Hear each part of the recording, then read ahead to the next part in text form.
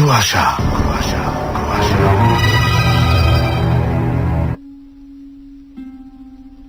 চাকুলিয়ার কাছাকাছি এসেই ট্রেনটা ঘচাং করে থেমে গেল।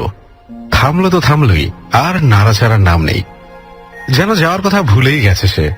কিন্তু ট্রেনটা যাওয়ার কথা ভুলতে পারে, তাই বলে যাত্রীরা যাওয়ার কথা ভুলতে পারে না। তাই সবাই সবাইকে প্রশ্ন করতে লাগলো, ব্যাপার কি? নীলেন্দুকেও কৌস্তব প্রশ্নটা করলো, ব্যাপারটা কিরে রিন্টু, গাড়ি কি আর যাবে না নাকি? কৌস্তব তখন বাইরের দৃশ্য দেখছিল। অবশ্য কিছু দেখার খুব একটা সুযোগ ছিল না, কারণ তখন সন্ধ্যের অন্ধকারটা ঘনিয়ে এসেছে, আকাশেও ঘন মেঘ। বাইরে তাই তেমন করে দৃষ্টিগোচর হচ্ছে না কিছুই। কেবল দূরে দূরে কতগুলো আলোর বিন্দু দেখা যাচ্ছে।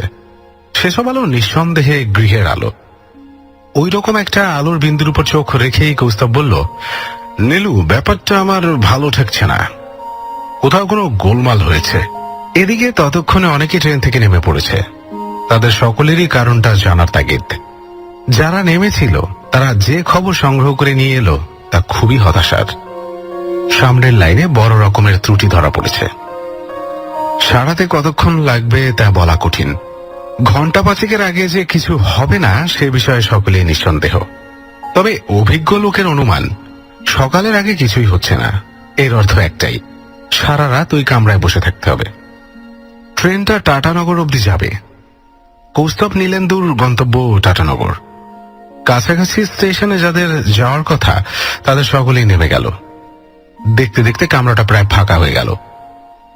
কামরায় ওদের কাছাকাছি একটা লোকও রইল না। এদিকে আকাশে তখন ঘন মেঘ, যে কোনো সময় বৃষ্টি নামতে পারে। নীলেন্দু এই মেঘলা আকাশ এবং প্রায় অন্ধকার কামরার দিকে তাকিয়ে কৌস্তবকে বলল, পরিবেশটা ভূতের গল্পের পক্ষে জমজমাট, কি বলিস? তাছাড়া আমাদের সময় কাটানোর প্রয়োজন, কাজেই পাল্লা দিয়ে ভূতের গল্প বলা যাক। কৌস্তব হেসে বলল, আবার ভূতের কথা বলছিস? দিলীপদার কথা তোর মনে নেই? নীলেন্দু হেসে বলল, তা আমার মনে নেই। যা একখানা চর খেয়েছিলুম, আজও বোধহয় ব্যথা রয়েছে। তাহলে? হেসে বলল কৌস্তব। আর সে তো ভূতের ভয় পেয়েছিলাম বলে দিলীপ তো রাগ করছিলেন। নীলেন্দু উত্তর দিল। দিলীপ দা অর্থাৎ দিলীপ মিত্র একসময় নীলেন্দুকে পড়াতো। নীলেন্দু তখন 6-এ পড়ে, আর দিলীপ তখন বিএসসি পড়ছে। দিলীপ খুব ভালো ক্রিকেট খেলতো।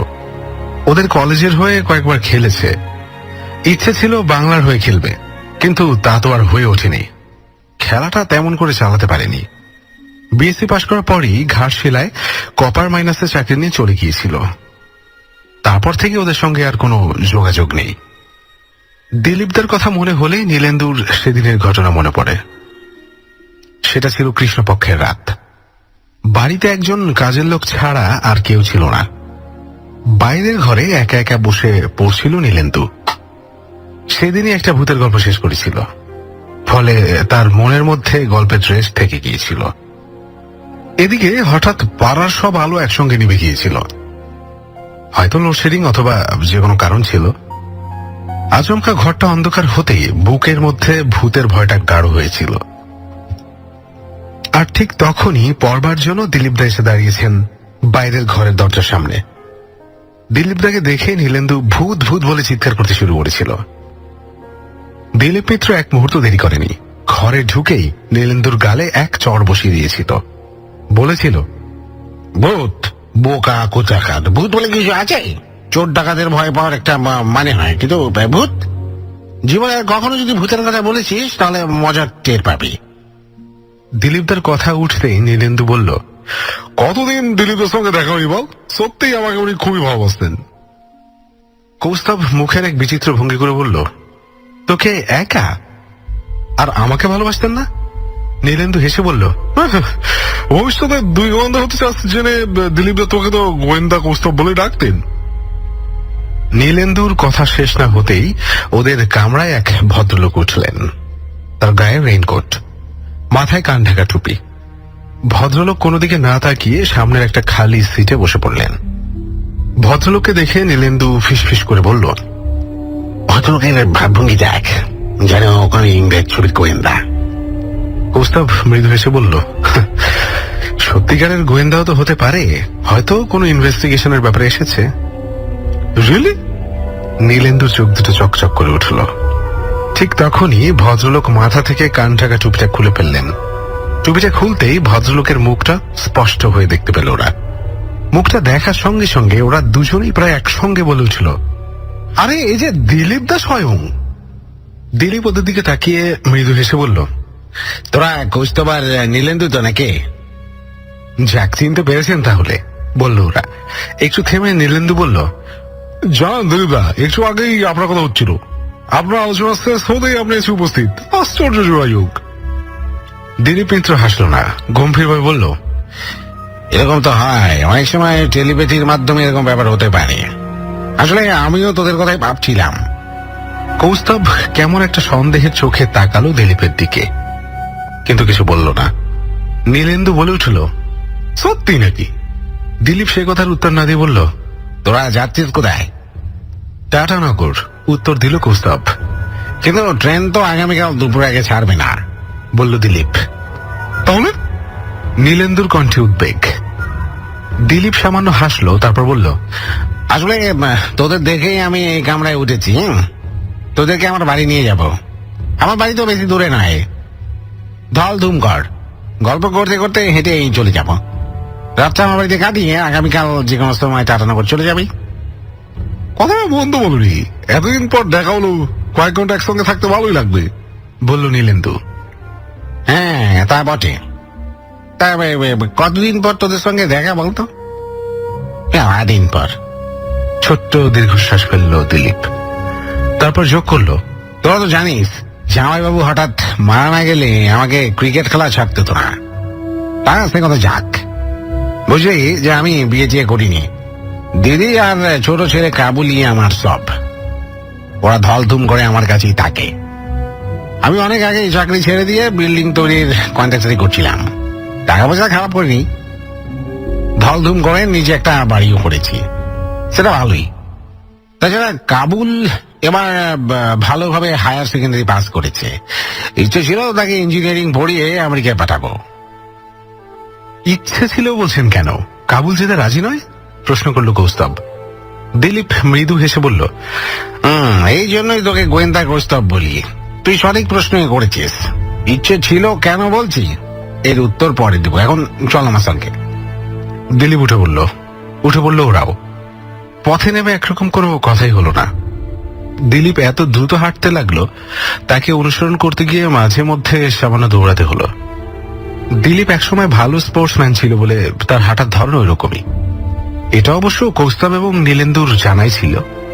কাজেই এই নিয়ে দিলীপ মিত্রকে তারা কোন রকম মন্তব্য করল না। বেশ কিছুটা হাঁটার পর ওরা ধলধুম করে পৌঁছে গেল। একপাশে সুবর্ণরেখা নদী, আর অন্যদিকে লাল মাটির বুকে শাল পিয়ালের বন। চমৎকার কাব্যিক মেজাজের পরিবেশ। দিলীপ মিত্র হাঁটতে হাঁটতে রাস্তায় একটা আলোর নিচে দাঁড়িয়ে পড়ল। সেখানে গোটা তিনেক বড়সড় পাথর রয়েছে, যেন পথিকের বিশ্রামের জন্য সাজিয়ে রাখা। দিলীপ পাথরগুলোকে দেখিয়ে বলল, অনেকটা হাঁটা হলো, এবার একটু জিরিয়ে নেওয়া যাক, কি বলিস? কথা শেষ করি দিলীপ নিজেই একটা পাথরের উপর বসে পড়ল। কৌস্তব এবং নীলেন্দুর যদি বিশ্রামের কোনো প্রয়োজন ছিল না, তবু দিলীপের জন্য তাদেরও বসতে হলো। পাথরের উপর বসে দিলীপ সামান্য সময় কি একটু ভাবল, তারপর অন্যদিকে তাকিয়ে খুব ঠান্ডা গলায় বলল, বুঝলি নীলু, এই মুহূর্তে তোদের মতো পরিচিত লোকের খুব প্রয়োজন ছিল। তোদের মতো মানে কাবুল আর দিদিকে যারা চেনে, আবার দিদি এবং কাবুলও যাদের চেনে। কেন?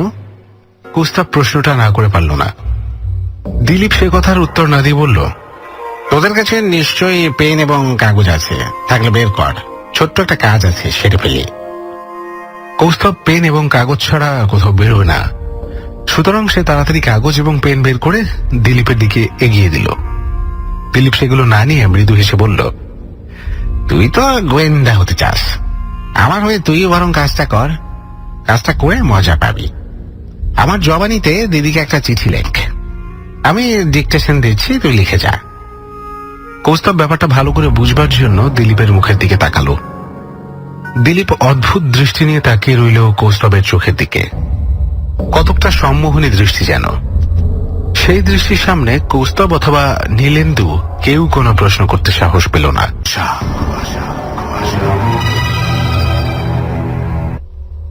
কৌস্তব কাগজ এবং পেন নিয়ে লেখার জন্য প্রস্তুত হলো। দিলীপ বলতে শুরু করলো, বর্দি, আমার সমস্ত স্থাবর এবং অস্থাবর সম্পত্তির মালিক হবে কাবুল, অর্থাৎ তোমার ছেলে। কিন্তু যতদিন সে নাবালক থাকবে ততদিন তুমি সবকিছু দেখাশোনা করবে। এসব কথা আমি আমার উইলে পরিষ্কারভাবে বলেছি, কিন্তু উইলটা এমন এক জায়গায় আছে যে জায়গার কথা আমি তোমাকে কোনোদিনও বলিনি, ফলে তুমি সেটা কবে খুঁজে পাবে তা বলা মুশকিল। যা হোক, আমার যে স্টিলের আলমারিটা আছে তার একেবারে নিচে ফ্লোরের সঙ্গে প্রায় মিশে যাওয়া একটা লকার আছে। লকারটা বিশেষভাবে তৈরি, জানা না থাকলে ধরা যায় না।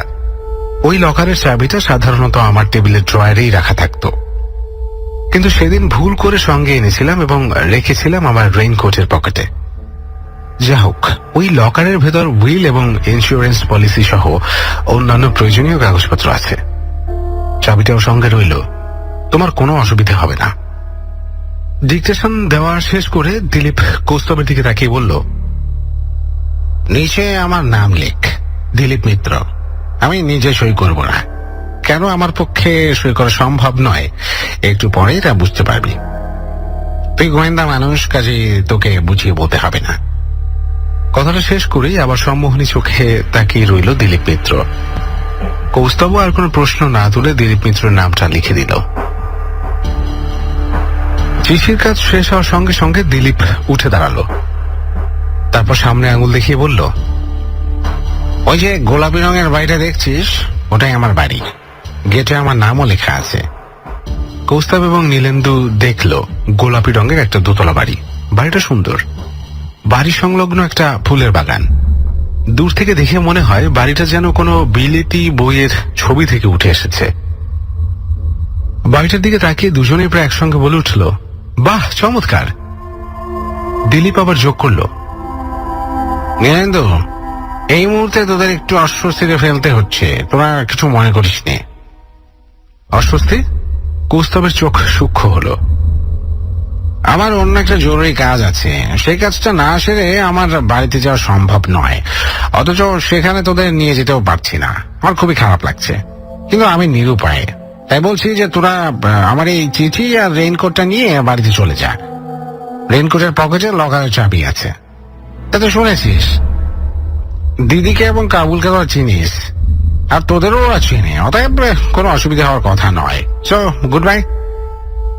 দিলীপ ওদের প্রত্যুত্তরের জন্য এতটুকু অপেক্ষা করল না। রেইনকোটটা পাথরের উপর রেখে দ্রুত পায়ে হাঁটা দিল। নীলেন্দু গলার স্বর সামান্য উঁচু করে বলল, দিলীপ দা, আপনার ওই দিদির সঙ্গে কোন রকম মনোমালিন্য হয়নি তো আবার? দিলীপ সে কথা শুনতে পেল বলে মনে হলো না। কয়েক সেকেন্ডের মধ্যে দিলীপ অন্ধকারে মিলিয়ে গেল। অগত্যরা নিজেরাই গোলাপি বাড়িটার উদ্দেশ্যে হাঁটতে শুরু করলো। রেইনকোটটাও সঙ্গে নিল। পকেটে হাত দিয়ে দেখে নিল চাবিটা পকেটে সত্যি সত্যি আছে কিনা।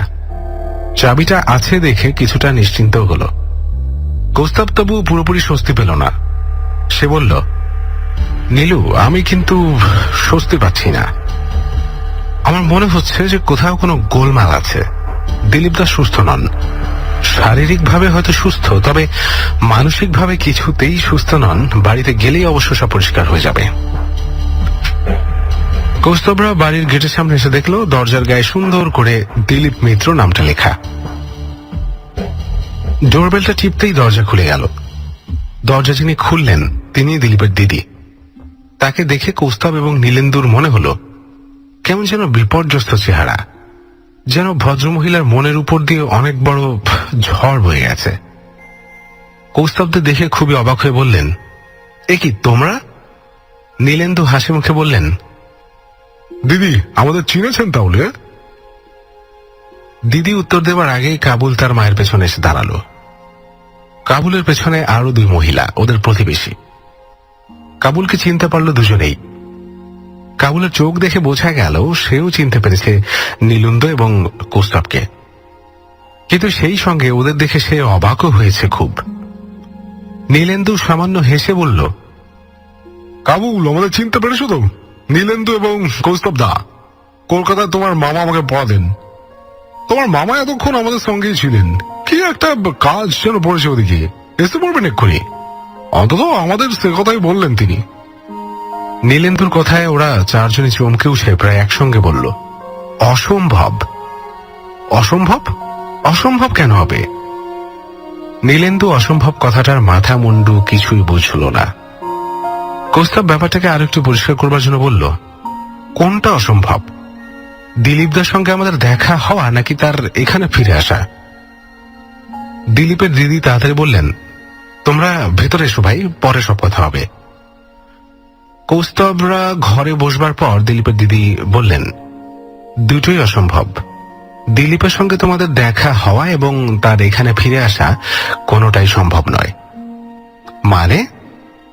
কৌস্তব এবং নীলেন্দু প্রায় একসঙ্গে বলে উঠল, মানে তোমাদের দিলীপদা আর নেই। দিলীপের দিদির গলায় কান্না ভারী হয়ে এলো। তা কি করে সম্ভব? কৌস্তবরা হতভম্ব। এবার দিলীপের দিদি কান্না জড়ানো গলায় যা বললেন তার অর্থ করলে মোটামুটি এরকমই দাঁড়ায়।